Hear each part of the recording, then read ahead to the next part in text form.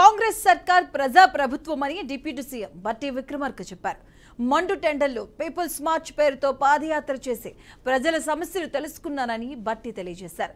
ప్రమాణ స్వీకారం రోజే 6 గ్యారెంటీల అమలును ప్రారంభించామని, ఇచ్చిన ప్రతి హామీని నెరవేరుస్తామని బట్టి స్పష్టం చేశారు. ఆకాంక్షల్ని ఆశలు నెరవేర్చడం కోసం ముందుకు పనిచేసుకుంటూ పోతా ఉన్నాం. ఒక్క దాన్ని కూడా మర్చిపోకుండా చేస్తున్నటువంటి వాగ్దానాలు అమలు చేసేటువంటి విధానం, నిధులు విడుదల చేసేటువంటి కార్యక్రమం మీ అందరికీ తెలిసిందే. పిల్లలందరికీ కూడా మనం ప్రకటించినటువంటి ఉచిత బస్సు రవాణా ఈ రోజే మొదలు కావాలని చెప్పి అసెంబ్లీలో మొట్టమొదటి రోజే ఆర్టీసీ ఉచిత బస్సు రవాణాని ప్రారంభించాం. ఒక్క రోజు ఆలస్యమైన ఒక్క ప్రాణమైనా ఇబ్బంది పడుతున్నటువంటి ఆలోచనతో ఇబ్బంది పడకూడదని ఆ మొదటి రోజే 5 లక్షల నుంచి 10 లక్షలకి రాజీవ్ ఆరోగ్యశ్రీ కార్యక్రమాన్ని పెంచి ముందుకు పోతా ఉన్నాం.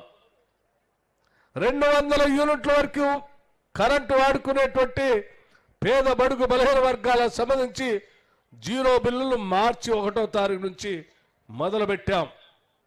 ఇందిరమ్మ ఇళ్లకు సంబంధించి ప్రతి శాసనసభ నియోజకవర్గంలో కనీసం 3500 ఇళ్లకు తగ్గకుండా రాష్ట్ర వ్యాప్తంగా మొదటి సంవత్సరమే 4,50,000 ఇళ్లు కట్టాలని, ప్రతి ఇంటికి 5 లక్షల రూపాయలు ఇవ్వాలనేటువంటి నిర్ణయం చేశాం ఈ ప్రభుత్వ పరంగా.